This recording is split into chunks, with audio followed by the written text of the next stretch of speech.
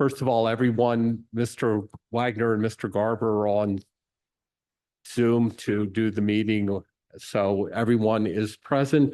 So we'll begin the meeting with the Pledge of Allegiance. And before we get up for that, we're going to follow it with a moment of silence for the people that the incident happened at Appalachia High School in Georgia, to respect what happened to the staff and the students there.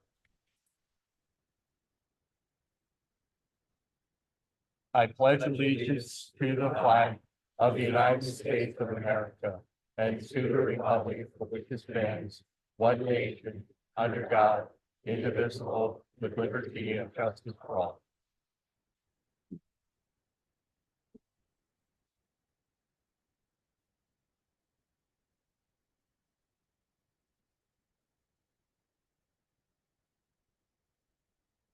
Thank you.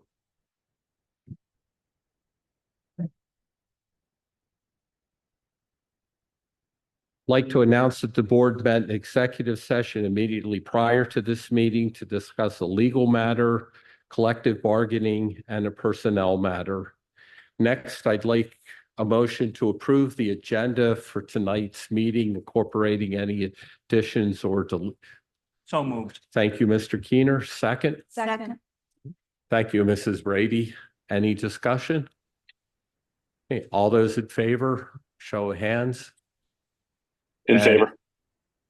Okay, motion carries 9-0. Next is to approve the minutes of the school board meeting that was held on August 13th. The Policy, Education, and Programs Committee meeting held on August 15th, and the Buildings and Grounds and Finance Committee meeting held on August 27th. So moved. Thank you, Mrs. Johnson. Second. Second. Thank you, Mrs. Brady. Any discussion? Okay, all those in favor? In favor. Thank you. Okay, that motion carries 9-0. Next, we're going to do things slightly different. There's going to be a board presentation. So, Mr. Graham, if you'd like to begin presentation. Okay. First and foremost, thank you for being here tonight. Whether you were asked to come or just wanted to be here, thank you for taking time out of your night to see firsthand how a school board meeting operates. We are fortunate to have a great, supportive community with tremendous pride in Hempfield. Our staff truly cares about our students, and while board members may have differences of opinion, we are all here because we genuinely care about our students getting a high-quality education. Before we begin tonight's meeting, we're going to provide you and our community with some information about collective bargaining, which is why I'm sure many of you are here tonight. The purpose of this date is solely to provide factual information, given there's a lot of attention and information, as well as misinformation circulating in the community. Our hope is that those who are not directly involved in the process can pause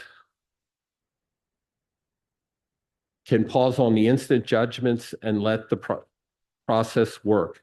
During the last contract, the board established that the teacher contract will be negotiated between the board and the Hempfield Education Association. They are the two parties that will ultimately vote on the final contract. Information is requested from the administration, but all decisions regarding the collective bargaining agreement rests with the board and HEA, not the administration. The board has established parameters for the board team to work with, and that is what Mr. Wagner, Mr. Wagamuth, and I are doing. The three of us are the team meeting with HEA, and we keep the entire board updated regarding proposal solutions and offers during executive sessions. You hear when those meetings occur because they're all announced. Case in point, we had an executive session about collective bargaining before tonight's meeting. The board has remained steadfast in reaching a contract agreement that is fair and competitive, which our teachers deserve, while balancing the many other considerations this board and future board must weigh when negotiating a contract, such as maintenance and upkeep of our facilities, support staff and other employee compensation and benefits, utilities, supplies, and a host of other items vital to keep the district operating both in the short term and in the long term. Next slide, please. Good evening, everyone. This is Pat Wagner. My apologies first. Before I begin any kind of commentary, my apologies for not being able to be there in person tonight. Certainly, I would rather be home. There's no question about that, but I am currently on a necessary business trip. So again, my apologies that I can't be there in person for the important meeting that we're having here tonight. But please know that I am here and I am present for this meeting this evening. So before I begin on anything that you see on the slide before you, please, I'm just going to go ahead and I'm going to reiterate very quickly Mr. Donato's note just a few moments ago. And please know that this is an important piece. Again, the purpose of sharing this information tonight is to simply provide some context, some perspective, and an outline really as to the various things that we look at as a board throughout this process. There's a lot of considerations, number of considerations, and some very important factual items that have impact on everyone in the community that are relevant and vital to this decision-making process. So the intent of this discussion tonight, what we're going to be sharing with you, is nothing but positive and really just insightful, so that there's some background and some framework around the things that we go through and think about as we sit down and digest or dissect all of this information. So, with that said, this is a chart. What you're looking at on the screen is a chart that outlines the possible taxing authority of this board to levy a tax on our taxpayers. The board can determine to raise taxes to the adjusted Act 1 index. So for the 2024-2025 school year, taxes were raised by 3.5%. The district, by the way, gets approximately $900,000 for every 1% of a tax increase, which I know many of you are aware of and know.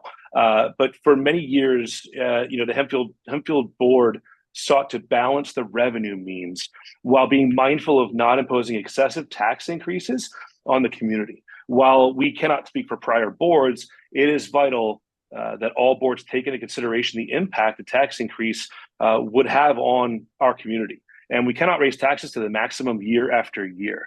This would be detrimental to the community and the local economy. Yes, there are years where this will need to occur moving forward, but again, it cannot be every year. Next slide, please.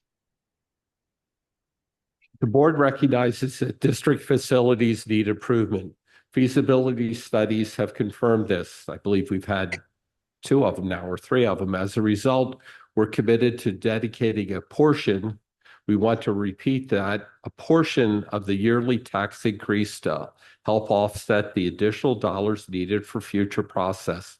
The percentage outlined in the slides are what the board has initially committed to offset our debt services and have the dollars to address our facility needs. Next slide, please. With the board's commitment to fund debt service, the board only has a portion of the taxing authority remaining. So this chart here shows the potential remaining taxing authority and the additional dollars that would be generated if the board decides to raise taxes to the maximum of the adjusted Act 1 index. Please remember that any tax increase directly impacts all of our taxpayers on a yearly basis, and there is a year after year cumulative impact of raising taxes, meaning tax bills never reset back to zero. Rather, community members must always find ways to ensure that they can pay the increasing taxes. Next slide, please. Here's the entire chart based on everything that we've outlined. It's critical to note that the remaining taxing authority will only generate a specific dollar value, and this amount is what remains every year to balance the entire budget, meaning any increases in the annual budget will have to be covered by additional dollars outlined above.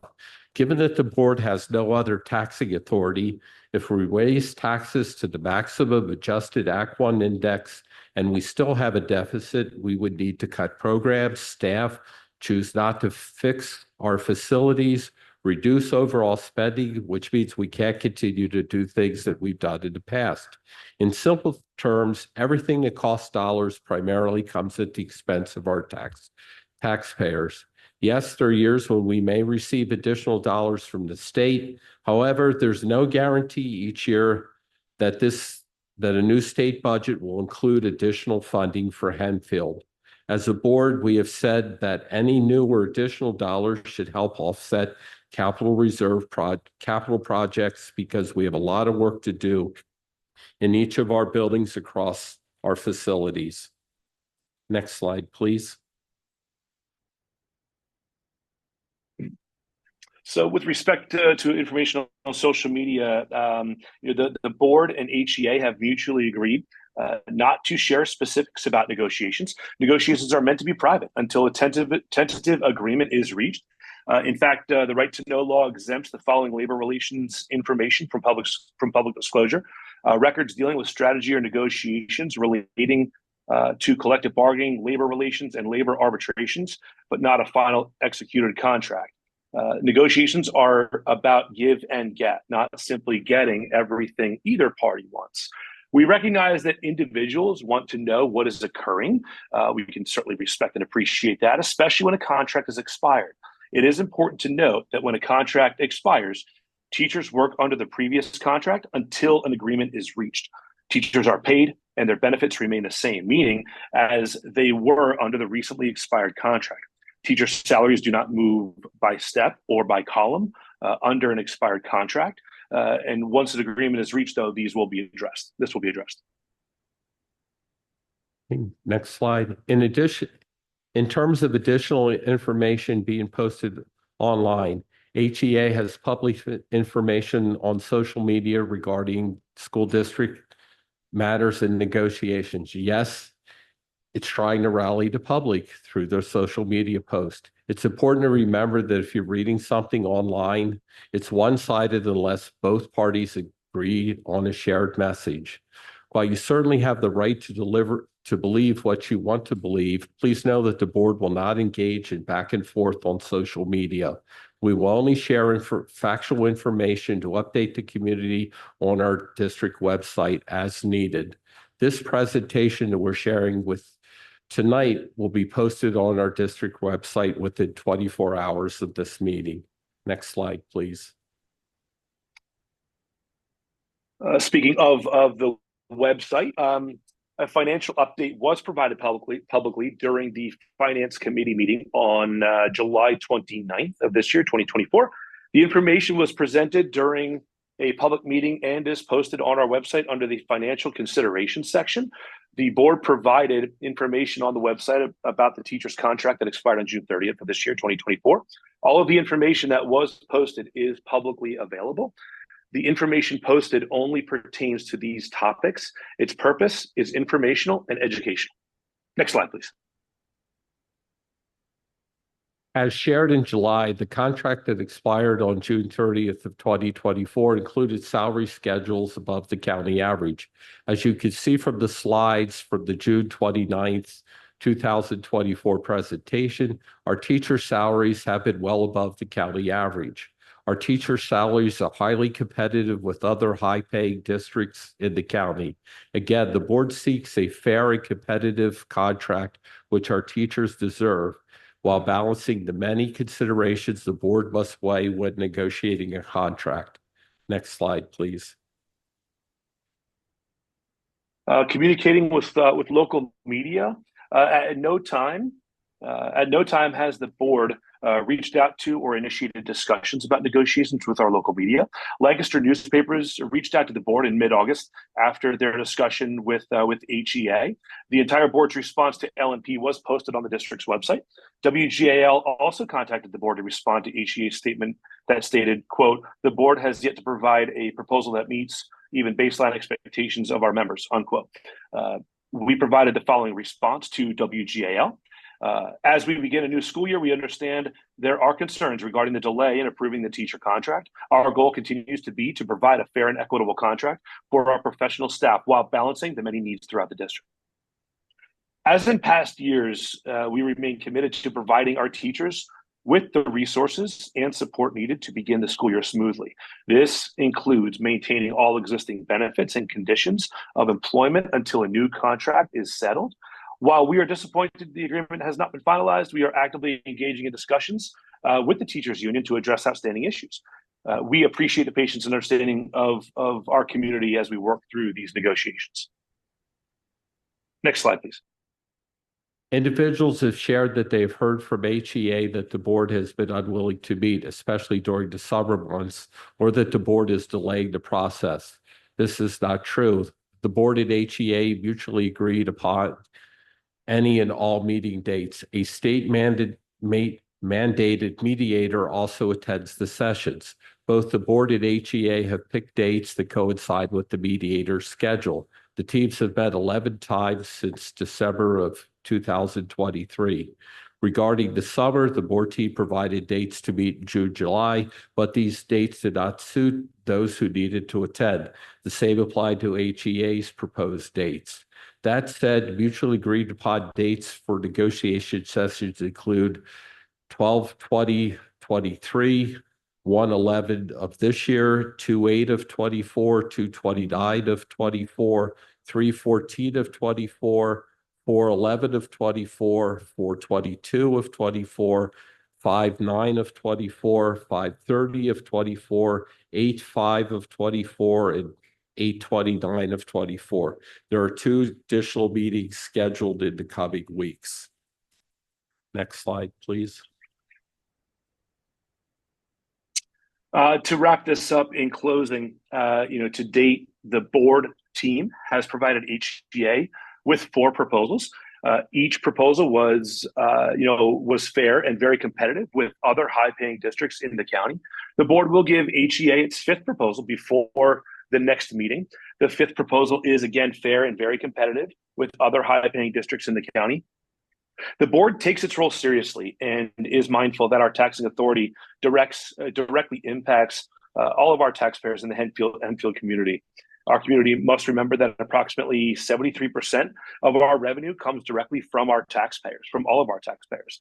Our board is highly mindful that while offering a fair and very competitive contract is essential, it must be financially affordable in the short and the long term.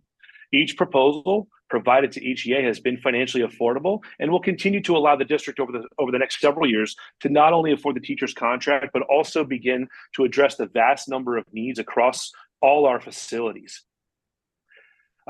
Thank you to those of you that are here tonight to share positive stories in support of our teachers and our entire staff. I will also say that I can speak for myself. I've received a number of emails from folks in the community that have also shown support, for us as a board, for the teachers and the entire staff, and really for the process overall. So thanks to you for reaching out in that regard. I hope this is not our staff's first time hearing your message, but please contact our staff regularly. Share your positive thoughts and experiences. They certainly deserve to hear it. I want to personally address you, not just as a member of the school board, but as a Hempfield parent who cares deeply about the education our children receive daily. Some of you are my neighbors, my personal friends, and fellow cheerleaders who cheer our kids on from the sidelines. You teach my children with that same passion you show to all students, and I'm grateful for that. I understand the concerns and frustrations surrounding the expiration of your contract. We do wish this was settled. We all want to be recognized and appreciated for the work that we do each and every day. It motivates us to do better and to give more of ourselves. The impact our entire staff has on our students' lives is immeasurable. To our teachers, please know that we are committed to working toward a resolution, acknowledging your vital role in the district while balancing all of the district's needs. We certainly appreciate all that you do to make Hempfield a better place. Thanks again to you all. We appreciate the patience and understanding and the understanding of our community as we work through these negotiations. Thank you, Mr. Wagner, and I'll turn the meeting over to Mr. Brabowski. I think we have recognitions and student council is present tonight. Thank you, Mr. Donato. Good evening, everyone. It's great to see all of you. Thank you for coming out. From a student staff recognition standpoint, I want to highlight that at our home opening football game, we highlighted our state baseball champions during halftime. We also highlighted David Martin Robinson, former Hempfield graduate and now Tennessee Titan. He showed up for our game, so we were able to acknowledge him and celebrate him. And I know our students enjoyed getting to interact with him in the student section. So it was a great evening, a lot of great celebrations, a lot of great things happening across our district that we want to continue to highlight and celebrate. Tonight, we have our student council with us. They're going to be providing us with a kickoff in terms of their goals and plans for the year. So Lauren, I will turn it over to you. Good evening. My name is Lauren, and I'm the president of student council at the high school this year. So today we'll just be going through some of the events and things that we have done and are planning to do throughout the school year. Unfortunately, our vice president, Alex Gregory, and secretary, Addie Lieber, were not able to join us today. But we would like to quickly introduce the officers and representatives that were able to show up this evening. Hi, my name is Elisa Vermani. I'm a sophomore and I'm a social media specialist for student council. Hi, I'm Sophia Dibler. I'm the treasurer and I'm a junior this year. Hi, my name is Acacia and I'm an 11th grade student class representative. Hi, I'm Kylie Thomas. I'm in 11th grade and I'm also a representative.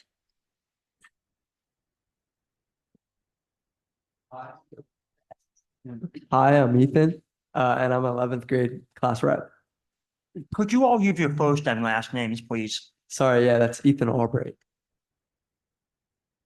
I'm Mila Wachstein, and I am also an 11th grade representative.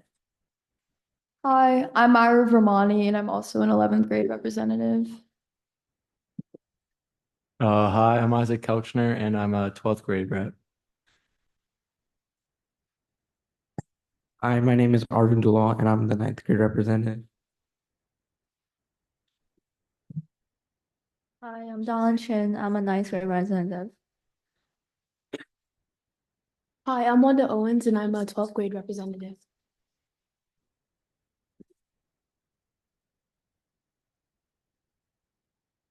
So we're going to talk about some big plans for this year and a rundown of what we've done. First thing we did was the freshman setup day. That was Wednesday, August 21st. It was from 7 to 12, so it was like a half day, and it was the day before the first day of school. We, as student council, as well as the sports teams, like the football players and cheerleaders, helped welcome the freshmen to the school. The band also played things like Sweet Caroline and the Hempy Fight Song, and it was really fun as like the kids got off their bus. Then we went through their schedules and helped students find classrooms. We also helped with like trivia games, and we spoke on different events and our like experiences at the school to get them excited. We hope to like kind of eliminate some of the fear and anxieties they had coming into high school.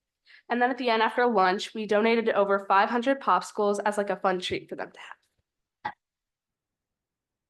Another new addition that Hempfield did this year, Hempfield Student Council did this year, was the new school store. It's called the Knights Nook. It's located in the cafeteria, and we sell Hempfield merchandise.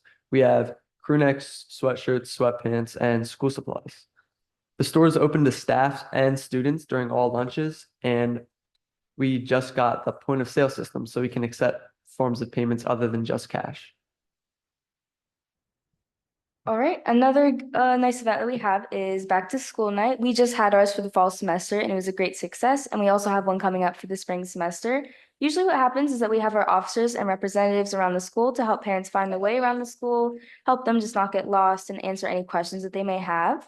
And another great thing about that was that we had the Knights Nook open during back to school night for parents to be able to join in and shop for Hempfield merch.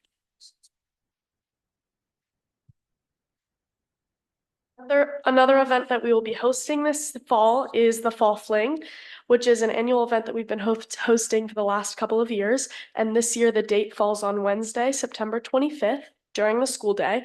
So we are in charge of hosting a fun relay for the homecoming court members to hopefully excite all of the student body for the homecoming game and parade and the dance. And as well, we will be debuting our brand new 7-foot-tall feather flags to host a parade of sports teams during the fling. And we will also be using these during the parade. And we purchased these flags with funds donated by the Hempfield Foundation and our own account. As well, we will be handing out soft pretzels to the entire school and all the staff members. And we are also going to organize some fun different booths and stands for the students to enjoy, including a henna booth and some hair braiding and styling booths.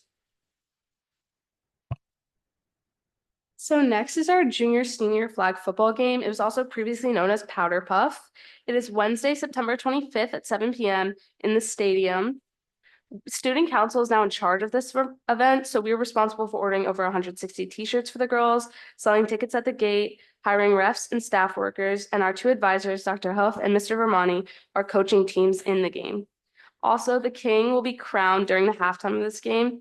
It's a super fun event, and we look forward to it every year. Also, go Juniors. Another event we have coming up is the homecoming game on Friday, September 27th at 7 p.m. at the stadium.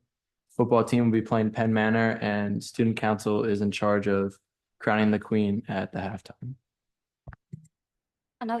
Another thing that we have is the parade. This takes place at the morning of homecoming, which is on September 28th at 10 a.m. is when the parade is.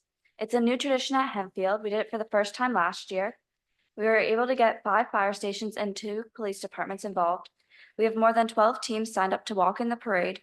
They have new feather flags that will show the community who each team is. The homecoming court will also be part of the parade, and we have food trucks at the end of it. We had so many people show up last year despite all the rain, and we're hoping to have even more people this year. Another thing that we've been running for a while is the fall and spring food drive. This year, the fall drive will be on November 25th. Last year, we collected 2,712 pounds of food, and we always like to set that as a goal and try to beat it. It's also kind of like a competition in the school, like which class has the most donations. So in the fall, we're in charge of collecting all the food and then sending them over to our Hempfield food pantry. And in the spring, we help to organize the food and send them over as well.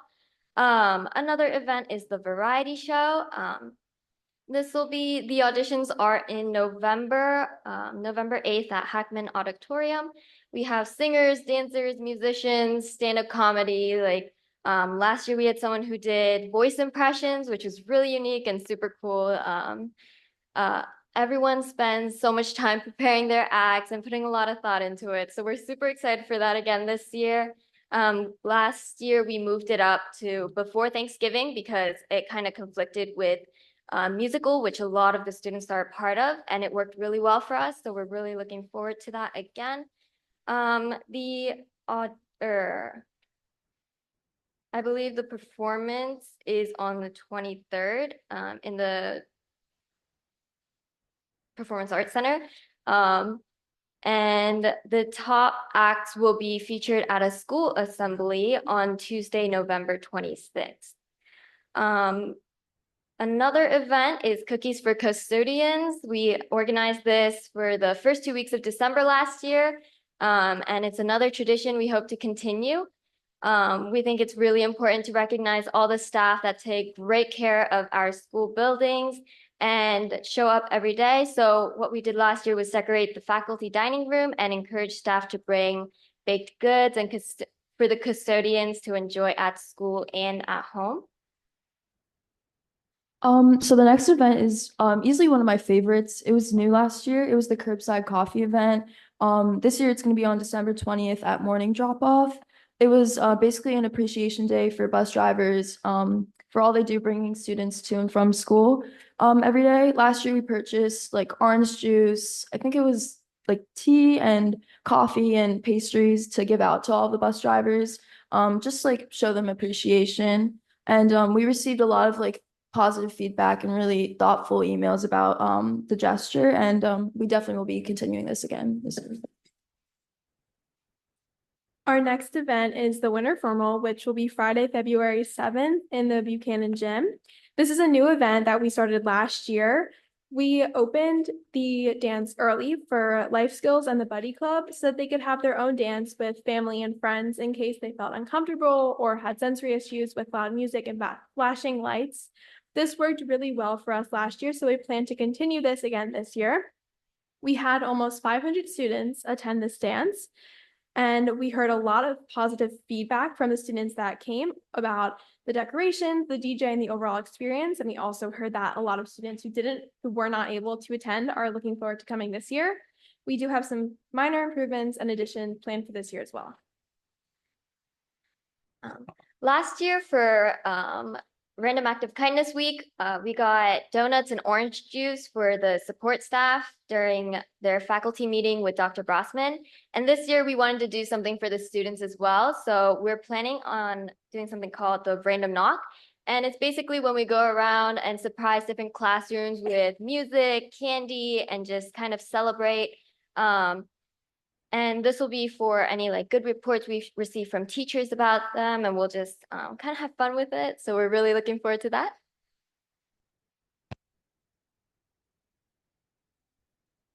So another thing that we have is the Black Knight Award. It's used to recognize students and celebrate them. These students are students who go above and beyond to help build positive and productive environments around the school. They're nominated by teachers and staff for demonstrating Hempfield pride. They're then given $15 gift cards to places like Starbucks, Dunkin' Donuts, Amazon, Target, Panera, Chick-fil-A, and also a certificate. Last year, we gave out 56 gift cards and certificates to students who were honored by their teachers, and we're hoping to do that again this year.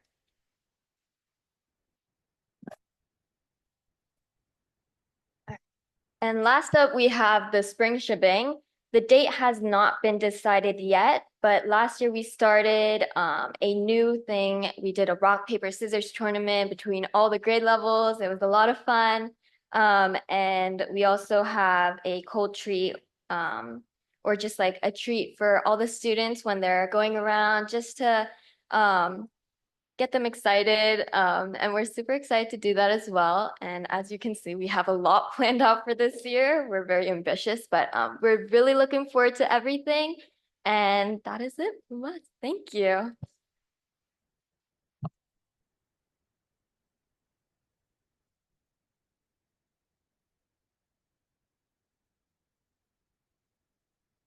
Thank you to our student council for all the work you're doing as phenomenal student leaders in our high school, and for the example that you're setting for not only the peers in the building, but also throughout the district and the community for the great work you're doing in the school as well as in the community. Any questions from our board members? Mr. Keener.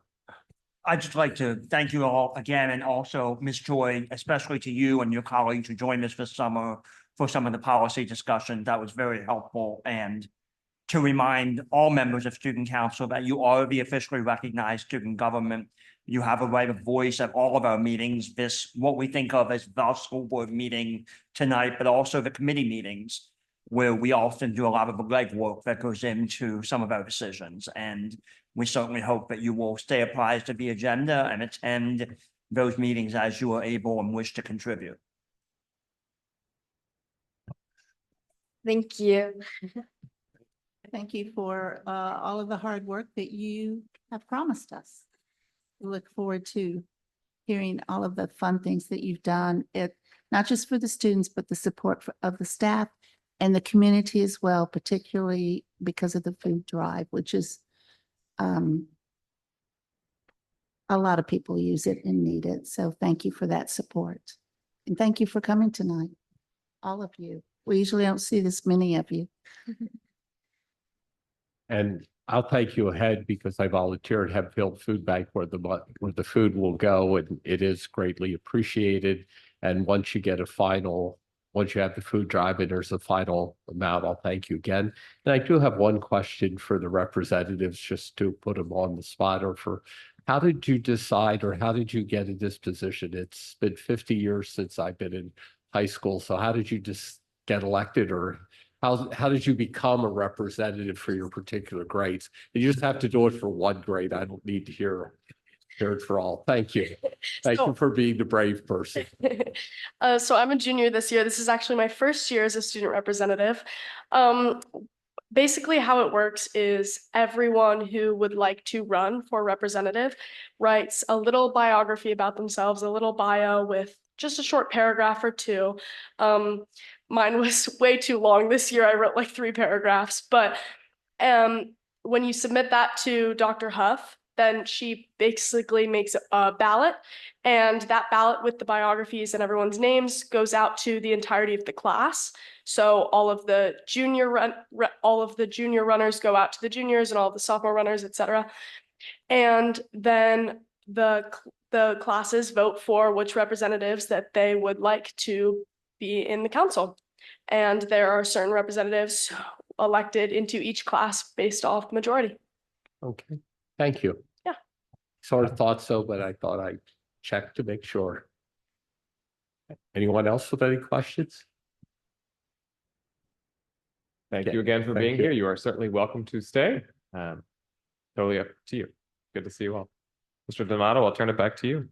Okay, at this time, we're going to have residents request to address the board. The board provides a time for public comment. Go That's complete. go ahead. We'll wait. Don't feel bad. I know you Don't all worry, have we're not homework, taking notes of who leaves and who stays. but now that gives you no excuse if you don't have your homework done.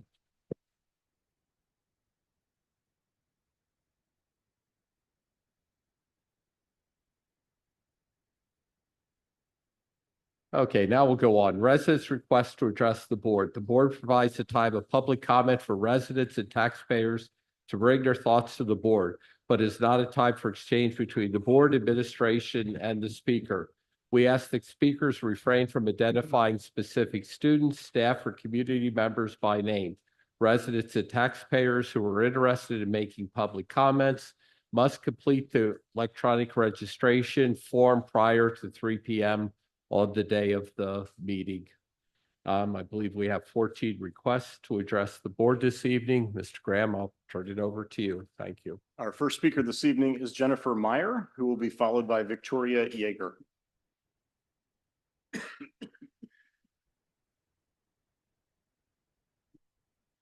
Good evening. I am here in support of our teachers, and like many of my fellow residents, I have many wonderful things to say about the teaching staff at Hempfield. Many of you on the board already know this, as you also have kids in school, as Mr. Wagner mentioned in his presentation. I've also emailed the entire board, encouraging you to finalize the contract with the teachers, and I want to thank the 4 of you who took the time to respond to me. But tonight, I prefer to comment on how you are presenting the data to the community. In addition to being a mom and a resident and a taxpayer, I'm a science professor, and I work with data. And one of the things that I do is I teach students how to properly display data to the general public. I spoke at the last general meeting. I was the first one that spoke at that meeting too. I was the one who said that the bar graph that certain board members were shown in the July 30th finance meeting, it's the 30th, not the 29th, was intentionally misleading. This graph shows a collective 10-year summation of average salaries, but was used as a means to suggest that the average Hempfield teacher salary was among the highest in the county. This is not true. And in the July 30th finance meeting minutes, there is data. So I got this data from your minutes that show that the average Hempfield teacher salary is number 5 in the county. I also mentioned this in my comments to the board at the last regular meeting. Despite my comments about how this graph was intentionally misleading, the board still decided to post this misleading graph online. So I am frustrated that the board seems to not be acting in good faith, at least when it comes to sharing information with the voting residents of the district. I am also frustrated that of the 4 responses I got, one of you actually sent me the link to that misleading graph that I criticized you about in August. And I am criticizing you about again tonight. So I'm asking for the second time to listen to your residents, the people that vote for you. Again, also to repeat, the average Hempfield teacher salary is number 5 in the district. Now, I also want to bring to the board's attention comparing salaries of the administration of Hempfield, which is public information. I'm actually going to be sending this to some of the board members. I've collected it from a public information website. So I'm using the data from the 2022-23 school year, which is the most recently available data. But according to that data, our superintendent is in the top 3 highest salaries in the county.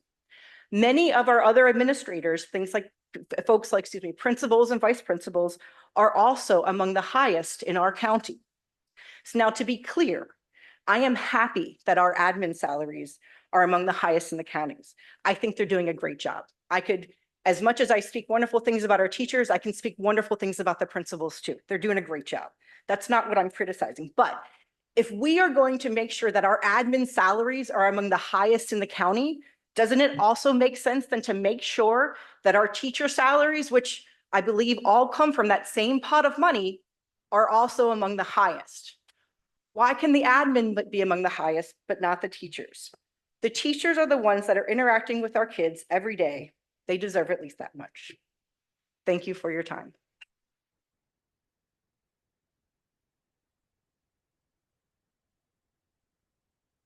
Victoria Yeager.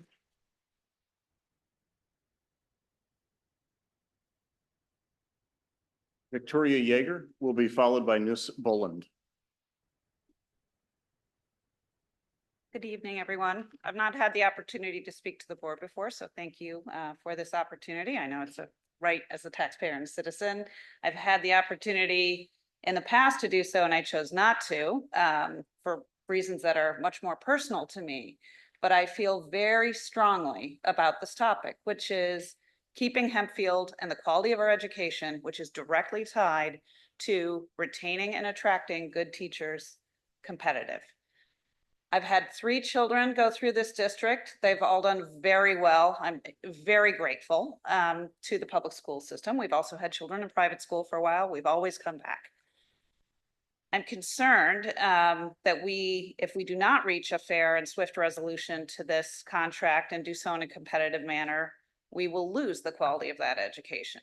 We moved here from out of state 16 years ago. We purposefully chose Hempfield as a family with 3 young kids. There's a desirability factor that has to do with, the results of the school system, the quality of the teachers. And you have to invest not only in the schools, which we're all here to do, but you have to invest in those teachers specifically who are working with our children every day. I'm in business. I'm a business consultant. The analogy here is we've got a war on talent. It's a competitive atmosphere. We've got to stay competitive in our pay to keep the quality of education.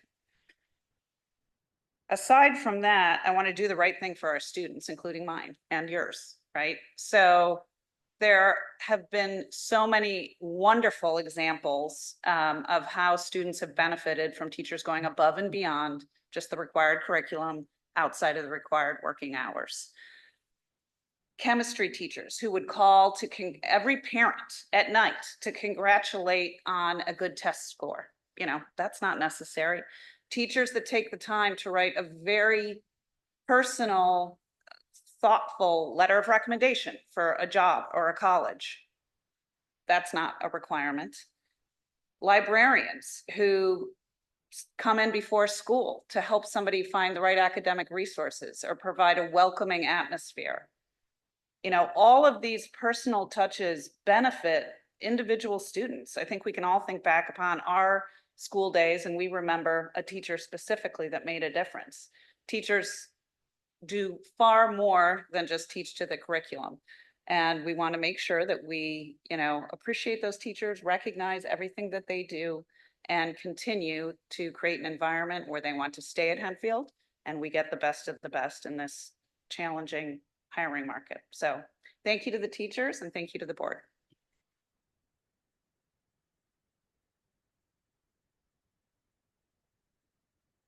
Nus Boland. Nus Boland, pronouncing that correctly, will be followed by Patrice Haslett. Hello, I'm here tonight to encourage the board once again to submit a fair and competitive proposal to our amazing Hempfield teachers. It's incredibly disappointing that this board still can't seem to understand what our teachers do for our students, our schools, parents, and communities. I know some of you do, but maybe all of you should be volunteering in a classroom. This way you can see firsthand exactly how demanding their jobs are. I've volunteered in my kids' classrooms and I could tell you just after an hour, I'm overwhelmed and wonder how they can get through a single day. Sometimes they're handling 25+ students at the elementary level, sometimes 30+ at the middle school and high school, managing their dismissals, illnesses of their students, giving them emotional support, addressing behavioral issues, acknowledging, praising students, writing letters of recommendation, Being counselors and hold on, wait, don't forget their teaching as well. Every other district has been able to negotiate in good faith and find common ground. I don't understand why ours can't. And just why FYI, 5 years ago to the day, these teachers were standing right here fighting to be compensated, just like they are today. So the board, in my opinion, hasn't financially been responsible for 25 years by responsibly increasing taxes in order to keep up with facilities. And in my opinion, and a lot of others, our stadium honestly is an utter embarrassment. You keep saying you want fair and competitive contract as well, but your actions are not showing that. Using the term very competitive seems odd when our teachers are ranked 5th in our county, according to your own numbers. I understand there's a lot of money that needs to be spent for all of district needs, but honestly, I'd say our teachers are definitely our biggest need. And that's it. Thank you.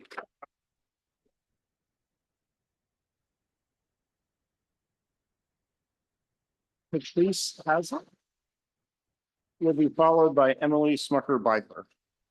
Good evening, everyone. I am also a first-time speaker, reluctant, but I feel it's important.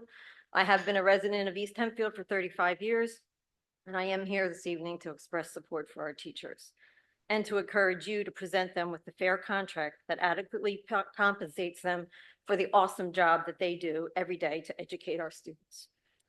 All 3 of my children were recipients of a quality Hempfield education, and they benefited directly from teachers who went above and beyond in the curriculum as well as in extracurriculars. I volunteered in multiple capacities during those early years, and I saw firsthand all of the dedication that our teachers have. When my youngest went to 1st grade, I followed him there, and I re-entered education as a teacher at LPC. I remember as a new teacher hire, our superintendent piled everybody up on a school bus, and he drove to every single school and neighborhood in the district, and it really was an inspiring event. His love for our community was really something that stayed with me all these years. Opening days during the next decade of my teaching career were celebratory and motivating. They included national speakers that went on best practices about education. They included humorous anecdotes to help us develop a sense of community and a desire to help all our students achieve. Coincidentally, these years were also not marred by stalled negotiations. There was a congenial relationship between teachers, administration, and the board. Contracts were often signed early. Contrast that with the present opening day where our teachers had assigned seats and had to watch safety videos. Does not sound motivating to me. Our teachers really deserve a good contract. They exhausted themselves during the pandemic as they were tasked with a virtually impossible job of teaching students in person and remotely at the same time. And now they continue to put in extra time while working without a contract. And for what reason? Surely we have the resources to provide them with fair compensation. Every other district in the area has settled on time. Delaying responses and proposals does nothing but encourage a negative atmosphere and relationship with upper administration and the board. Is there perhaps more interest in pursuing the improvement to the physical structure of our district? Well, I believe that equal interest should be placed on our most valuable resource, our faculty. And this does not just include monetary compensation. There needs to be a concerted effort by the board and upper administration to repair the damage done to the relationships between teachers, administration, and the board. This will require leadership that fosters open communication, leadership that accepts the professional expertise of teachers on curricular issues, and leadership that encourages voices that challenge them so that creative problem solving can take place for our most difficult issues. Let's start this process by completing the contract problems quickly and fairly, and then begin the hard work to repair the spirited community that Hempfield used to have. I know that all of this is possible, and I thank you for the opportunity to speak in support of teachers.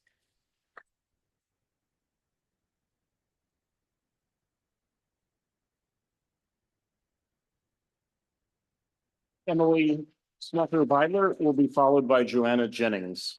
Good evening. I'm speaking to you as a retired Hempfield teacher who still cares very much about this educational community.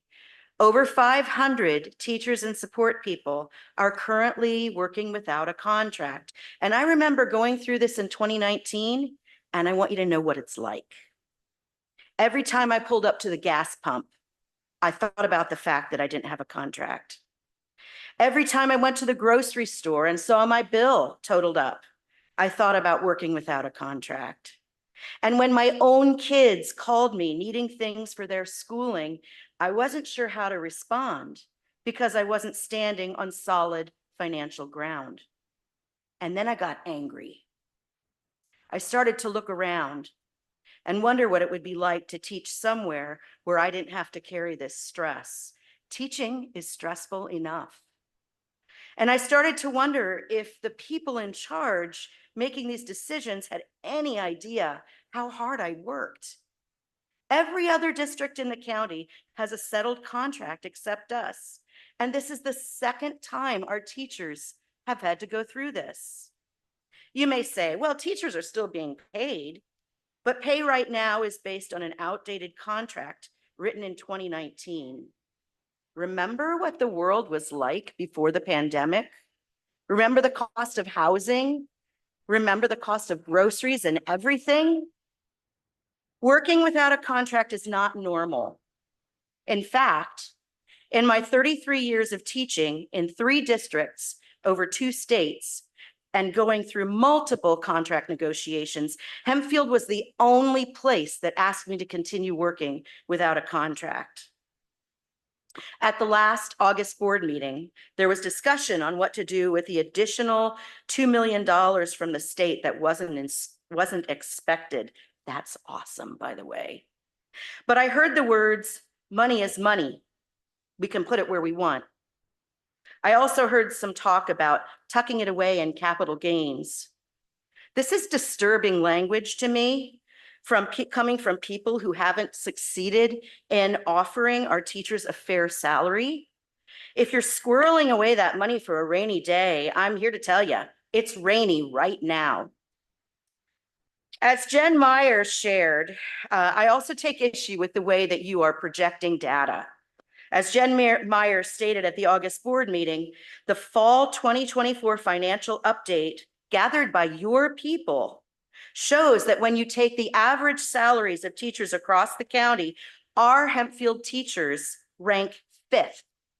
That means there are 4 other school districts that are paying more than Hempfield. And this does not include the new salary contracts that have been successfully negotiated for 24-25 school year. When I taught high school art years ago, I'd often overhear students complain about assignments that were already past due, but were just so hard to finish. And what I would tell them is that when a project is important, it often takes longer than you originally planned. And this is going to be true throughout your life. So what you need to do is remember that you made a commitment. Clear your schedule, burn the midnight oil, and dig deep to stay positive and get the job done. It'll take longer if you're negative and angry. Please. Some of my former colleagues have said to me that they feel demoralized, like the board is playing games with their livelihood. And I want to remind you that you chose to be on the school board. You made this commitment and you were elected into office by the families of this community to keep education strong. That includes offering our teachers the competitive, respectable salaries that they deserve. Thank you.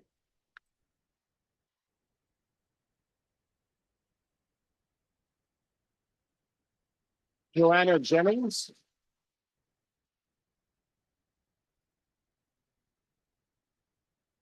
Joanna Jennings will be followed by Oliver and Cecily Hull. Good evening, members of the board. I want to start by saying thank you for your service. I know it's long hours and you don't get paid to do this, so thank you. Thank you to all of the administrators who support our teachers, specialists, and support staff. And thank you most of all to our amazing teachers. Thanks to you, and the work that you do every single day, both of my kids have grown up with the opportunity to be bicultural and bilingual. Thanks to you and to the amazing counselors that we have at Hempfield, my child, who was both gifted and had ADHD, which manifested itself as terrible crippling anxiety, was able to graduate high school and complete a post-secondary program at a cosmetology school. Thanks to you and to the work that you all do, including the specialists, my son is successful not only on the soccer field, but he is also successful in everything that he does. He gets amazing attention and help and love from every single adult that he encounters in this school district. So thank you. As a taxpayer and a concerned member of this community, I feel compelled to bring to your attention the dire situation our students are facing due to the national teacher shortage. According to the Pennsylvania Department of Education, there are significant concerns about teacher shortages across the state. According to a report by the Pennsylvania State System of Higher Education, more than 1/3 of school districts in the state reported a severe or critical shortage in hiring certified teachers. Additionally, statistics from the Learning Policy Institute show that between 2012 and 2017, there was a 55% decline in enrollment in teacher preparation programs across Pennsylvania. In PA, 1 in 5 teachers are leaving their positions within the first 5 years of teaching, which means far fewer teachers in the future. These statistics highlight the severity and urgency of addressing the teacher shortage crisis. It's critical for our district to take proactive measures to attract and retain qualified educators for the benefit of our students' education. It's irresponsible to act like teachers are expendable and risk the detrimental effect that a shortage of highly qualified teachers can have on our students' outcomes and futures. It's unacceptable and very short-sighted that during such a critical time for our education system, we're not doing everything in our power to attract and retain talented educators, especially when districts around us are giving their teachers great contracts. A fair contract for teachers is essential in ensuring that we can recruit and retain top-notch educators who will provide our students with the high-quality education that they deserve and need. Furthermore, it's important to recognize that when we fail to adequately compensate and support our teachers, we are also failing to prioritize student success. Our children deserve dedicated educators who feel valued, supported, and empowered in their roles. Have we forgotten already what happened during the COVID pandemic when our children didn't have proper access to their teachers and their education? It affected their academics and their mental health to the point that we're still not recovered. I urge this board to take immediate action to address this issue by negotiating a fair contract for our teachers. Our students' future depends on it. We cannot afford to let this critical issue go unaddressed any longer. Thank you for your time.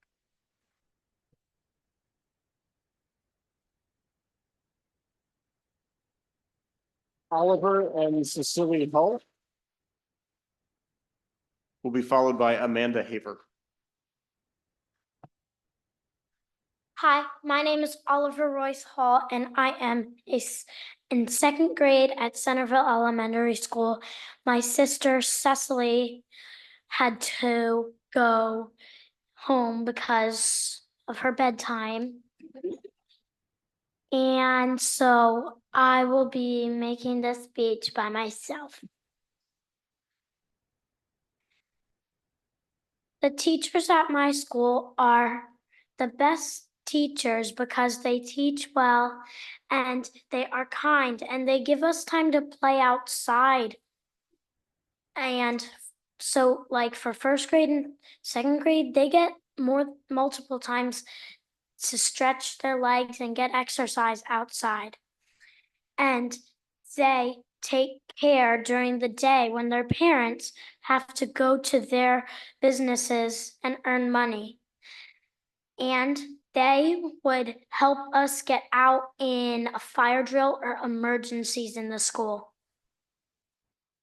They make me and my community better by teaching a lot of things. They teach math, reading, ELA, social studies, and it is a lot and it means a lot to me. So I like them by doing that, and they teach us writing too. And they also do activities with us, like special activities. Like in first grade, I did a lot of special activities. And in kindergarten, I did a fall party. And they challenge us. They give us tests and more. So that's another thing. And their value is so big, it is almost at infinity. And and my teachers inspired me to do hard tasks. Like I wrote a 5-book series, but I didn't make any copies. They inspired me to sketch, and they inspired me to make this speech. Teachers are the best, and they deserve the best. Thank you.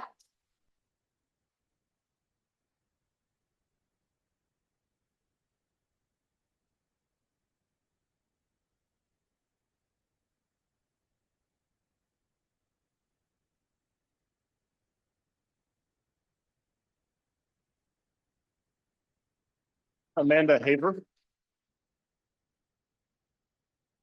Amanda? Nope. Amanda Haver will be followed by Garrett Olson. Hello, board members. Thank you so much for allowing me to speak tonight. I just wanted to say thank you so much for coming to time. I feel like what I was going to say has already been mirrored so much by all of the support here. So as a mother and a teacher here, 3 students that came through the district, I just want to thank you so much for your time. But at this point, I'm going to let other community members speak because I really value what they have to say.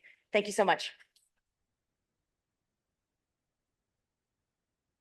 Garrett Olson will be followed by Sherry Grow.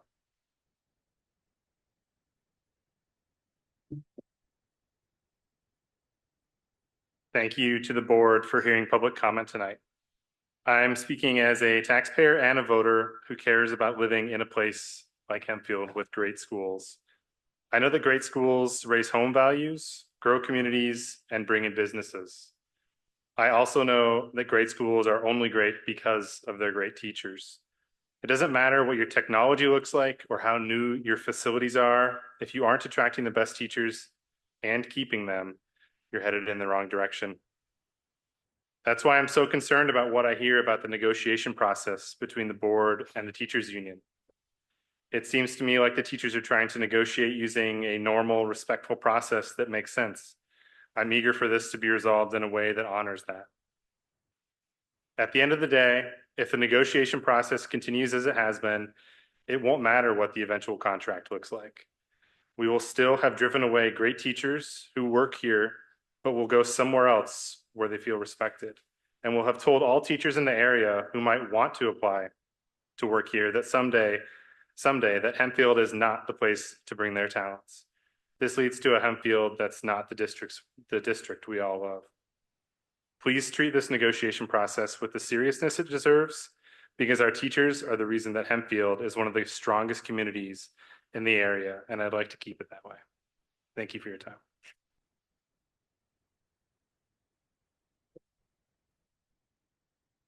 Sherry Grow will be followed by Cheryl Lau. Hi, I'm here tonight to speak on behalf of the teachers of Hempfield. I just retired in May after 30 years as a Spanish teacher that I spent the 30 years in this district. So I think I know what they're feeling. I'd like to give you a picture of what it's like to teach today because as Mr. Donato said, he hasn't been in the classroom for 50 years. It's changed a little bit. I can only. No, I haven't been in high school for 50 years. Okay. If I was that old, I wouldn't be. Well, let me just give you a little glimpse into what the world at the high school might be. I can't speak to the elementary teachers, although I think they work even harder than the high school teachers do. So typically a teacher might have 28 to 30 students. Of those students, 6 might have IEPs. That mean they need means they need preferential seating or extended times on tests or reading their questions on a test. 2 might have a 504 plan where they need help because of the hearing or sight issue or medical issue. 3 might be English language learners where they don't fully understand English. 1 might have an emotional support issue. 2 might have been in mental health treatment. 2 others might be on the autism spectrum. 4 might come from single parent families. 3 might be working full time. 2 might be taking care of siblings in the evening. 10 might be involved in extracurricular activities, which give them little time for studying. All of this, a teacher has to manage every day, while the students have access to cell phones, iPads, Apple Watches, earbuds, and yet teachers are supposed to keep their attention and teach them math and science and history and Espanol. You wonder why teachers are burning out, okay? There are no substitutes available oftentimes. Right now, there are 2 Spanish positions that don't have a teacher, okay? And subs are in there. And many teachers have given up their planning period to take on an extra class for months because there are no subs. There is a teacher shortage out there. Teachers are working overtime every day. They go home and they grade papers. They listen to, at least in the Spanish teachers, we listen to recordings, we watch videos, we plan lessons, we look for resources to use. And all this is done while trying to manage a family and a home. There are so many ways that teachers are pulled in all different directions, and yet every day they show up for our students and they give their best time after time. All of this is done in a very tenuous political climate where you have to be afraid of what you're saying, or maybe you might use the wrong pronoun, or who knows what, but there's fear out there just because of the political climate that they're facing. When there's an absence, teachers are still on duty because they have to prepare the lesson for the next day. They can't just take off for the day and, expect their classes to be, covered, because oftentimes they are not. Nowadays, in the hallway I was in at Hempfield, the bathroom was a situation because there's only 1 faculty bathroom in that hallway, and there were 20 teachers with 5 minutes between classes. So you do the math, okay? Why do we not want to use the student restrooms? I'll tell you why. Because the kids are vaping in there, or it's filthy because of things they have written or stuck on the walls or whatever. You don't want to use the restroom with your students oftentimes, okay? And you have to wait, and sometimes you have to miss your bathroom break. It's a real issue. If you can't understand the value of teachers, just look at what happened in Atlanta last week. Teachers put their life on the line and they lost their lives. How many of you go to work wondering if you're going to come home that day? Wondering, how can you save these kids from a shooter? How many of you go to work each day and put yourself at risk? These people are putting themselves at risk every day for these children. And I know they would lay their lives down for them because I know them. And you should bend over backwards for these people. They deserve it. They deserve the best. And I pray that you would reconsider why you're dragging your feet. You need to value these men and women here. They deserve it.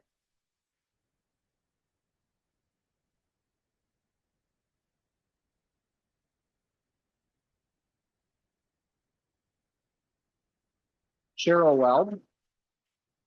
Cheryl Lau will be followed by Jean Pretz. I was an elementary teacher and principal in the Hempfield School District for 35 years. During my teaching years, I was active as a member of the HEA, and I was on the negotiations committee. I am deeply concerned about the responses of the Hempfield School Board regarding negotiations with the HEA. I was a member of the negotiations committee when we went on strike in 1984. It was my niece's first day at Landisville Elementary School.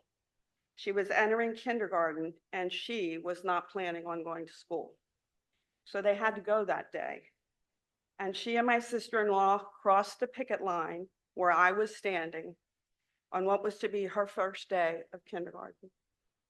Fortunately, my niece does not remember that incident. I have a vivid recall of it.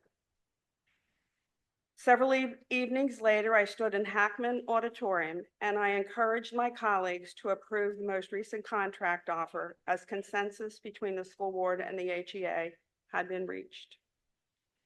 Tonight, I stand here asking you to negotiate with the Hempfield Education Association and to agree upon a contract amenable to both the staff and the board. When I started teaching, Hempfield was one of the most premier districts in the county. Unfortunately, I don't believe it is recognized as that now. If we are to acknowledge the value of our staff and continue to add new staff who are as talented and committed as the staff we have, we need to have a contract that is comparable to the contracts in districts with similar financial resources and staff talent. I attended high school back to school night last week and was quite impressed with the information shared regarding the academic program and the new HHS All-In program. Administrators and teachers demonstrated their commitment to making our students' school experiences successful. Prior to COVID, I volunteered at Centerville Elementary School's early homework program. Other volunteers and I worked with students in completing their homework and in reinforcing content introduced by the classroom teachers. I was able to see the commitment of the Centerville teachers as they shared their students and their assignments with us. Last Friday, I attended the Centerville Elementary School Ice Cream Social. I watched the art teacher and the music teachers dipping ice cream for their students and their families. Other teachers interacted with the families. So again, I'm asking you as the board to negotiate with the teaching staff and to develop a contract agreeable to all. As I sat here tonight, I can't find words to explain how I feel about this, but I need to remind you of what you all saw. You watched the school board explain their position in negotiations. You watched parents and residents come up and explain. You watched the dear little second grader I taught second grade. He was awesome. You watched him do that.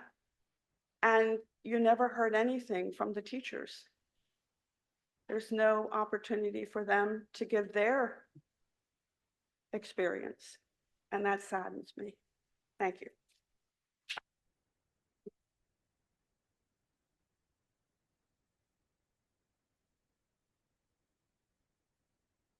Jean Pretz will be followed by Margaret Weber. Good evening, I'm Jean Pretz. I'm a resident, a taxpayer, and I have 2 children enrolled in the district. Thanks for the chance to address you tonight.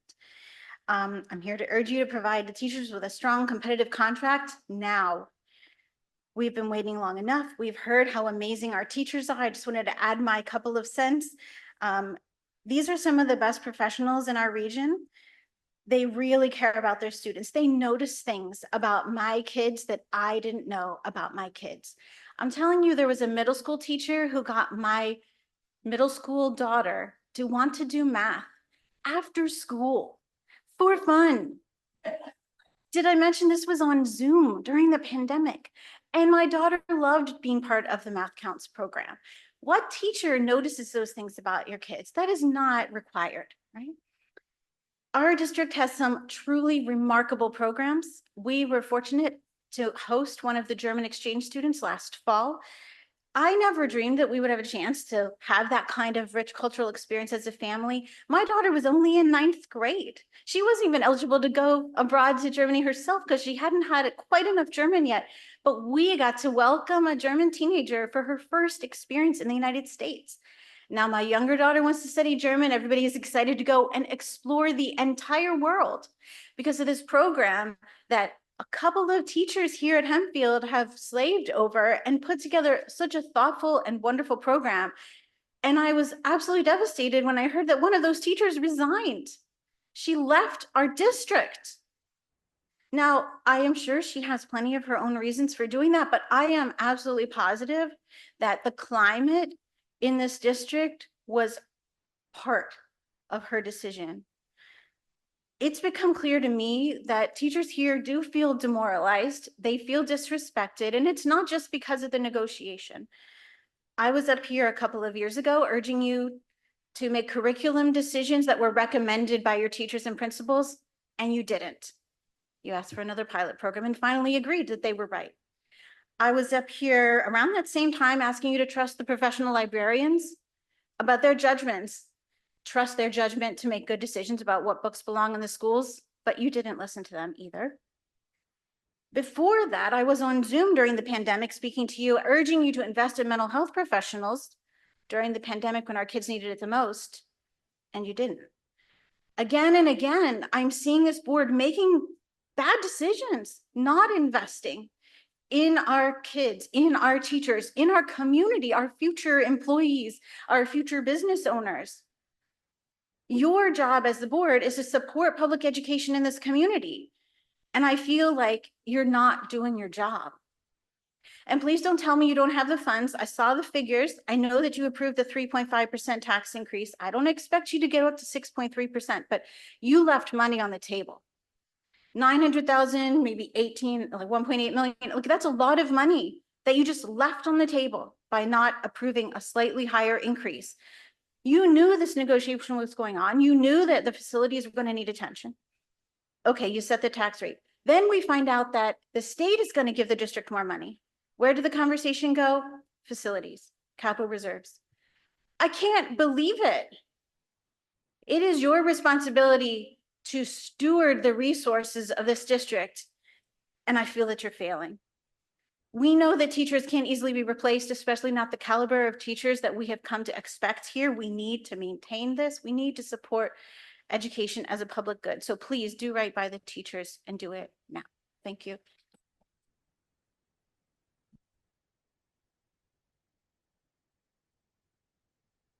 Margaret Weber will be followed by Aaron Small.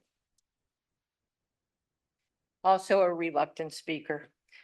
I offer my thanks to the school board for affording me this opportunity to talk to all of you, the Hempfield community, the students, teachers, staff, and administrators. I was born and raised in Pennsylvania. I've been a resident of Hempfield for 40 years. I have children that graduated from this school, and because of that education, they were able to earn higher degrees and are gainfully employed. I've actively supported the youth of this community, currently as a committee member of a Boy Scout troop. I've been a Girl Scout leader. I ran summer camp at the Columbia Fish and Game for many years. I was a Sunday school teacher. I volunteered at the Hempfield schools for festivals and band activities. I have many family members who are educators, and I also worked in a local school for 16 years. My purpose for speaking tonight is just to share thoughts on schools and teachers. Schools play an integral part in shaping the identity of a community. We may think they mostly impact the children and adolescents of our community, but in fact, they affect all of us in many different ways. A good education impacts the economic growth, employment, earnings within the community. It impacts prosperity of current and future generations. A good education typically leads to better job opportunities, potentially higher salaries, which can boost consumer spending and improve the economic environment of a community. Schools do impact the community at large. The reputation, ratings, and rankings of a school district also influence the makeup or demographic of a community. People want to live in a community with a highly ranked school. The question becomes, what factors influence the reputation and ratings? It is mostly tied to performance determined by testing results. I'm sure many of you have heard the saying, it takes a village. The foremost influence of our students comes from the parents and the teachers. During the school year, most of the active day of students of all ages is in the school environment. A teacher's job is to inspire the students and to artfully and articulately convey knowledge, to instill a love for learning, to challenge students to achieve their best. A teacher wears many hats beyond conveying knowledge. They are there to support students through difficult times. They participate in clubs that are of interest to the students and many sporting activities. They teach responsibility. They hold students accountable. They guide. Sometimes they may let students fail to help them to learn from their mistakes. They look out for both the mental and physical well-being of the student. They teach students to persevere. What makes a good teacher? Their education, their compassion, their passion, empathy, patience, creativity, respect, adaptability, something we saw much of during the pandemic. The list is long. How does a school district attract the best teachers? Provide an environment that is safe and leads to a positive morale that gives the teachers a sense of their value. We all need to remember that a school day isn't just from 7 to 3 or 8 to 4. Teachers spend time outside of school preparing lesson plans, grading homework, tests, recording results. They interact with coworkers and the community, parents and administrators. They have requirements for continuing education and professional development accomplished outside the school workday. A school has a budget, but it is not a for-profit corporation. It is a for education organization. Unlike the corporate world, teachers do not get bonuses. We, as the community of Hempfield, and you as the school board, must show the teachers that they are valued. To keep the flow of education uninterrupted, it is the responsibility of all parties to join together to achieve a contract that satisfies the mission of the school district to attract and keep the best teachers. It should never be political or partisan. It should be looked at as a crucial investment in our children and community. This investment will foster improvements of the well-being and health of society in general. Again, it takes a village. I implore all present, be part of that village.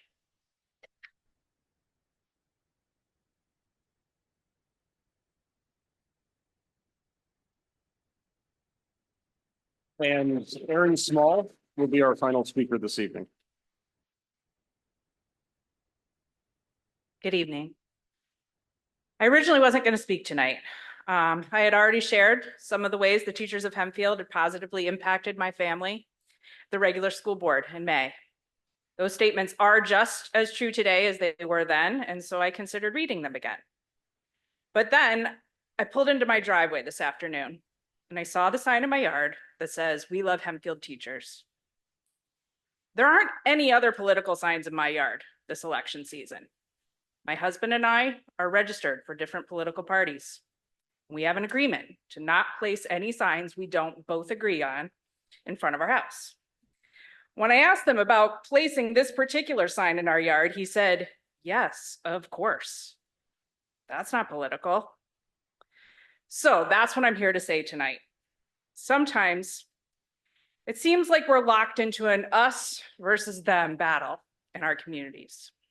Divided is the adjective we use to describe the state of things. It's in our nation, it's on the news, it's going to be in the debate that maybe we'll make it home to see tonight. It's here in our own district. I want to tell you that there are ways forward when you don't agree with everything the people you care about believe.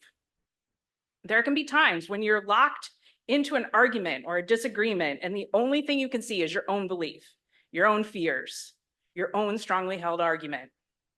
I'm here to say, though, that most of the time, we are not all that far off from wanting the same things. We don't always agree with the ways to get there or the same solutions to the problems that face us. But if we remind each other that we both want the same thing, we can usually find the way forward. In my marriage, what my husband and I want most is what is best for our kids and our family. In this contract dispute, I'm asking for the negotiation team to keep that in mind. I hope that there's as much listening as there is talking around the bargaining table. It's hard, patient work to see things from a different perspective. You have all been at this for a long time. I'm sure it is exhausting and frustrating. From your side of the table, you may think the other people are wrong on the other side. very wrong, misguided even. I've found that even if you think you are right and the other person is wrong, and in fact, especially then, that's the time when it's important to get curious. Asking questions to help you understand the other person, how they came to that conclusion that's so different from your own. Finding common ground can feel impossible if you're just trying to prove your own points. You don't change other people's minds through logic and facts. You do it through building relationships and focusing on your common goals. I'm asking you all to put the shared values you have at the forefront of this discussion. We love our teachers. We love our students. We all love Hempfield. Let's remember why we're all here. Thank you.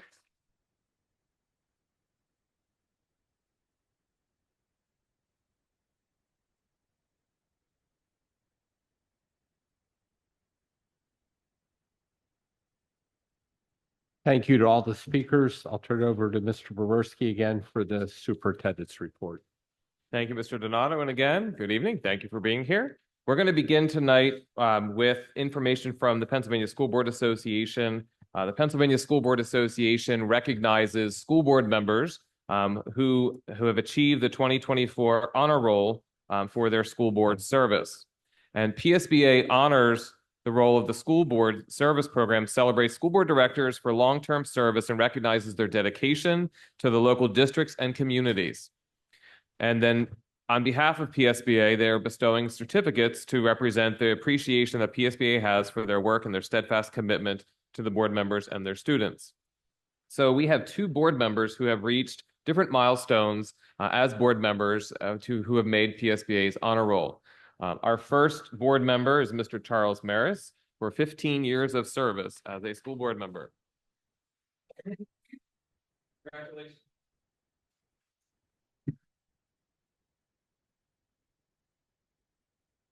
Our second school board member is Mr. Pat Wagner for 5 years, and I gave Mr. Wagner his certificate on Friday since I knew he was not going to be able to be here tonight. So Mr. Wagner, thank you for your service and congratulations as well. Thank you. The other piece I just wanted to share from a district update standpoint, I wanted to thank all of our staff for the warm welcome they have displayed for our students, welcoming them back for the 24-25 school year.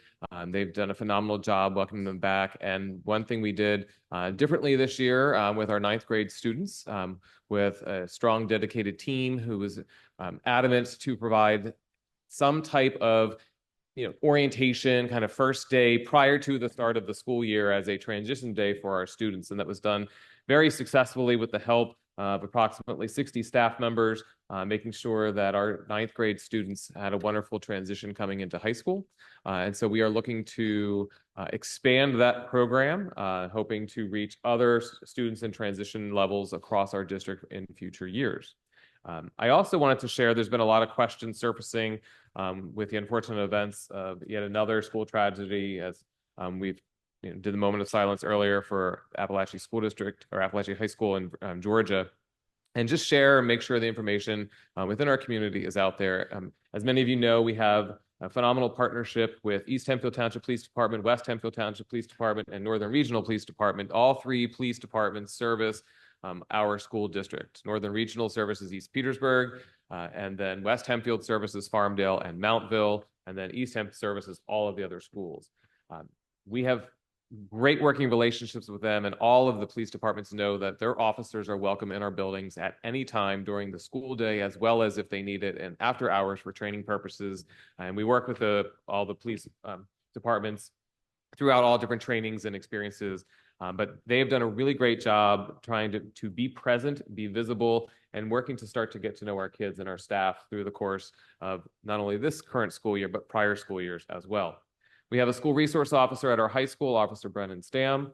He has been there now for a few years and is doing a phenomenal job. We are adding a second school resource officer to our middle schools, who also have a little bit of time at the high school. His name is Officer Kyle Brown. He will not start with us until around November, December, maybe January. That's all due to filling staffing at the police department. But Officer Brown, when his shifts permit, he is with the permission of the police chief and the township as well, visiting our schools, getting to know our staff and getting to know our students. In just a very short period of time, I was able to see firsthand at our first home football game, the amount of middle school students going up to Officer Brown, saying hi, introducing themselves, talking. It was just really great to see. And just the other day, earlier this week, I received an email from Chief Brubaker, and I wanted to share it because I think it's a great example not only of the importance of developing the relationships, but the commitment to developing those relationships so that kids feel comfortable coming to staff, coming to community members when there's issues or concerns. So this is what was shared. It's from Officer Brown's. So last week at CMS, there was a kid who was giving a little bit of attitude. He wouldn't tell me his name. Maybe he was showing off as a tough guy in front of other kids, but anyways, he told me he would not tell me his name unless I showed up to his football game that night. So I showed up, and the student approached him with a big smile, gave him a big hug, and told him his name. And so Chief Brubaker shared, this is certainly a good chance that this possibly could have been the first time that this student had someone show up to support him at his athletic event from a community standpoint. And even those small tokens kind of being deposited in that bank are significant as far as working to learn to trust those emergency management personnel, the police departments. And so she wrote at the end of that, let the relationship building with the kiddos begin. And so it's just a great testament to the powerful relationship that the school resource officer program can have. And it's not just about the school resource officer program, it's about same thing that can happen with our staff and students alike. And that's what we're seeing across the board. It's what Bill Gleason, our safety and security supervisor, is pushing. It is all about the relationships. And yes, when the unfortunate tragedies occur in the school setting, people tend to jump back to, let's look at the target hardening. Let's look at those things that we can put in place that maybe will make us feel good because there is something there that maybe will be a slight deterrent. But at the end of the day, it's going to come down to the relationships and the recognition when something is off, whether it's with a staff member or a student. And you don't do that unless you have the relationships. So that is what is really being pushed from a safety standpoint.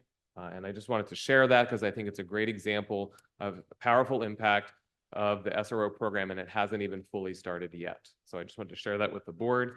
In addition to the safety and security pieces that you are all aware of, that you do get updates provided to during the executive sessions, I do want our community to know that we have on our district website kind of outlines of some of those kind of larger content, larger understanding pieces. We cannot share publicly specific information around safety and security because we don't want that information out in the community, but we do practice drills. We go through a lot of training. There's state mandated training. There's also training that we believe is important as a district, and we are continuing to do that, and we'll push that.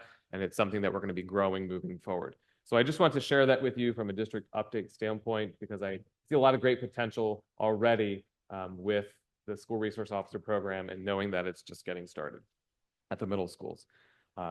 With that, you have the calendar of events.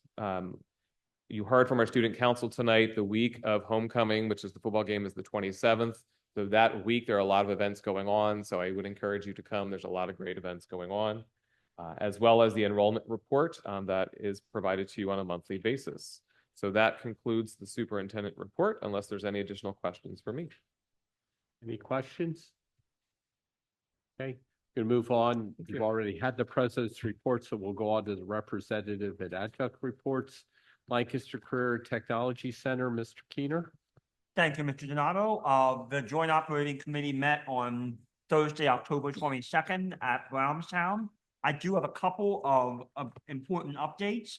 First of all, from an enrollment perspective, when you look at all of our secondary enrollment across all of the CTC programs, we're sitting about 94%, which is excellent and a testament to the desirability of the programs and the need that exists in the county for high-quality career and technical education. I don't have the specifics in front of me, but I believe that all of our, what I'll call the core construction programs, welding, plumbing, carpentry, electrical construction technology, HVAC, are all fully subscribed and all have waiting lists. So certainly the demand is there, and one of the things that we are looking at is trying to grow capacity so that the CTC can even more fully serve the students in the county and help Lancaster County continue to build. From a personnel perspective, you may recall that for a number of months, we have been looking for a new CFO for the Career and Technology Center. I'm delighted to report that Jeremy Weicker, who is an executive with decades of financial management experience in both the private sector and in the nonprofit sector, has joined us as our CFO. Most recently, he was in a similar position at the Water Street Rescue Mission. Also has, as I said, experience in the for-profit sector. I had the privilege of being on the interview committee, and it was one of those things when sometimes when you interview someone, you don't even want them to let them leave the room because you're that excited about them. And it was one of those conversations. So we are delighted that Mr. Weicker has joined us.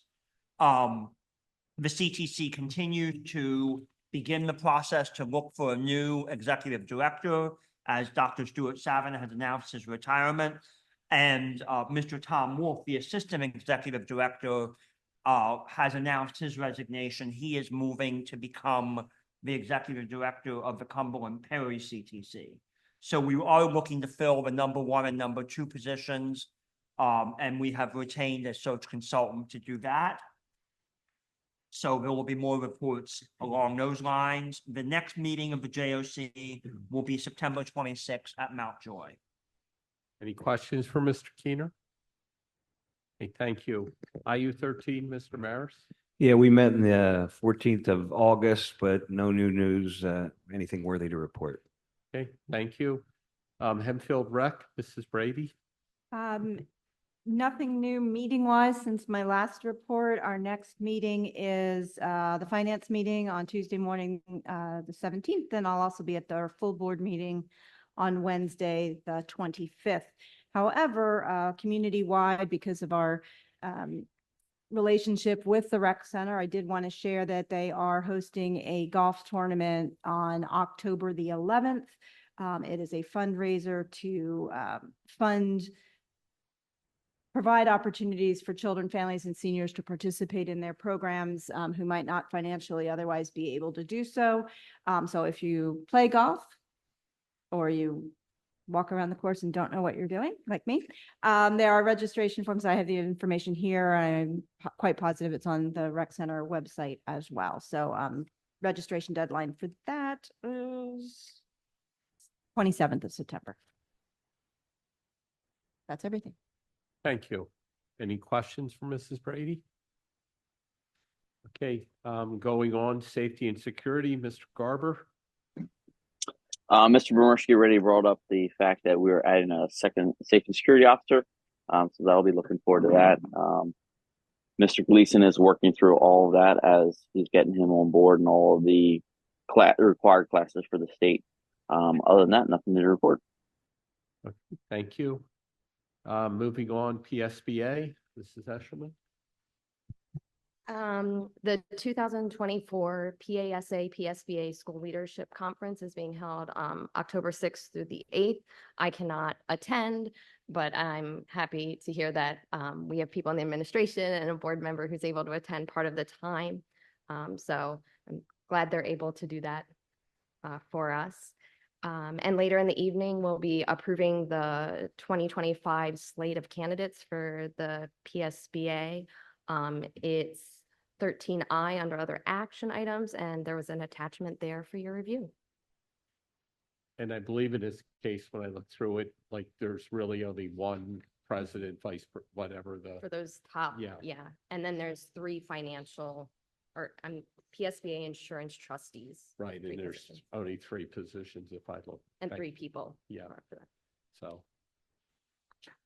Okay, thank you. Moving on to standing committees, buildings and grounds, Mr. Maris. Yeah, we met on August 27th. Mrs. James gave us some update on the summer projects with the paving and concrete, as well as the chillers and boilers at LMS and LPC. Everything is going well to plan.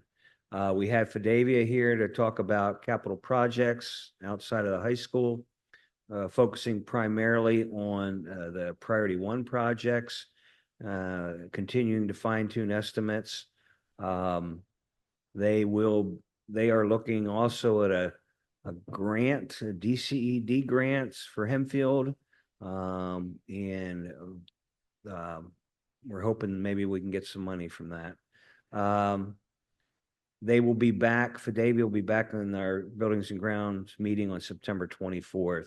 In addition, Mrs. James talked about some issues with our 2 5-gallon tanks with gas and diesel. We had considerable discussion. I think Mrs. James is going to come back with some more information before we move ahead with any decision. Okay, So except I think they're 50-gallon or 500-gallon. What's that? I think you said 5-gallon.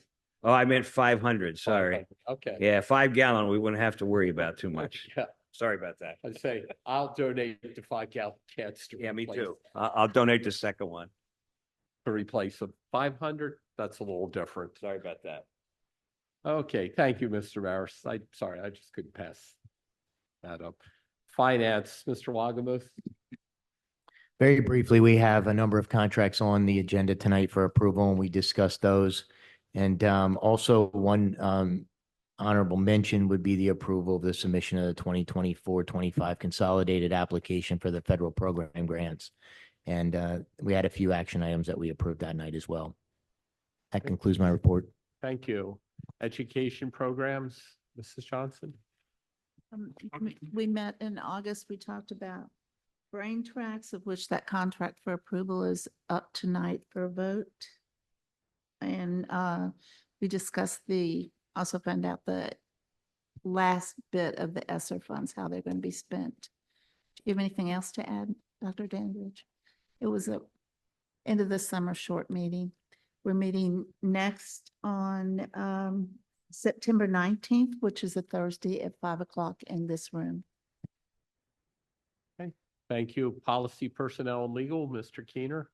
Thank you, Mr. Donato. The Policy, Personnel, and Legal Committee also met on August 15th. There were 5 policies that were listed for first reading. There were either no changes or de minimis changes to those policies, so therefore they were advanced directly to second reading, and we will be voting on them later this evening. There was also a discussion about potential Title IX revisions. Dr. Musser led a helpful review of that. Bottom line is we will not be looking at any of the Title IX related policies in the short term because of Hempfield is enjoined from doing so because of a federal United States District Court case out of Kansas. So until that litigation is resolved, Hempfield will be operating under the 2020 version of Title IX regulations. At an appropriate time, we will conduct a policy review process around the policies that are implicated by the 2024 revisions. Okay, thank you. Moving on, personnel, approval of personnel action items. They go from 1 through 9 as presented. So I need a motion to approve that. So moved. Thank you, Mr. Maris. A second. Second. Thank you, Mrs. Johnson. Any discussion? Let you look through for a moment.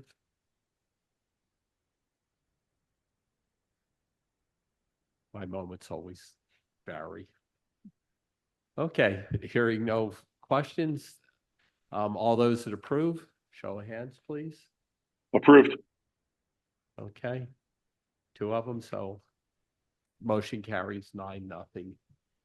Next will be approval of the financial items. It's motion to approve financial items B through E, which is the contracts, the financial reports, for the district, the food service financial reports, and financial transactions. Motion. Thank you, Mrs. Brady. Second. Second. Thank you, Mrs. Johnson. Any questions with that?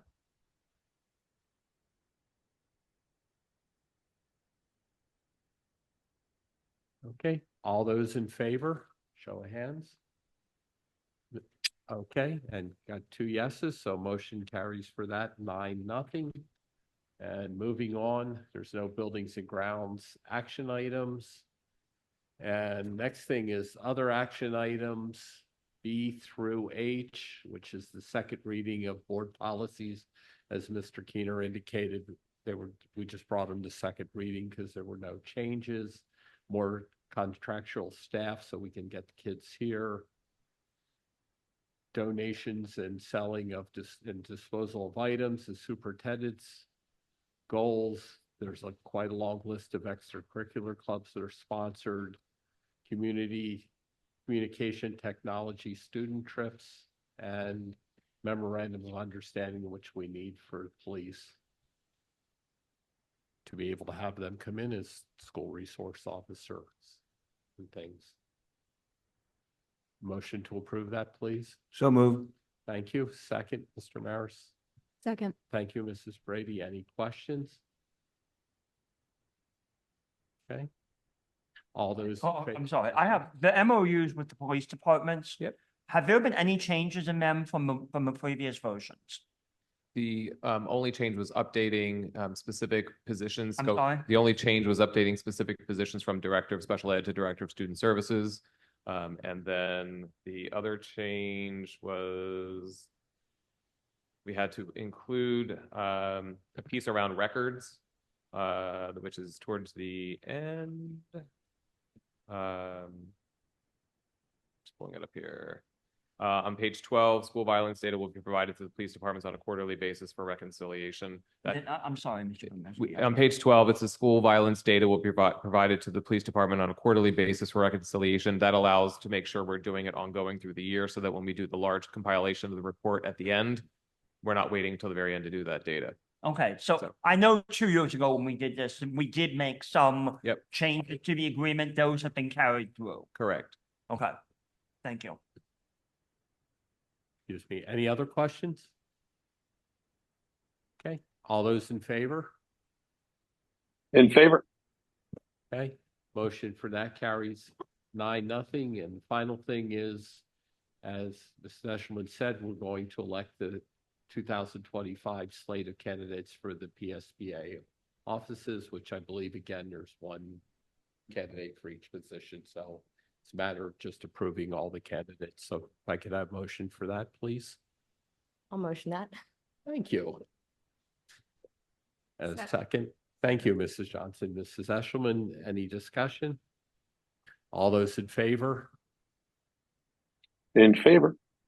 Okay, motion carries 9-0. And with that, motion to adjourn. Motion. Thank you. I'm not sure Second. whoever said those, and Mr. Maris was second. All those in favor? In favor. Motion carries 9-0. Meeting is adjourned. Thank you. Have a good night.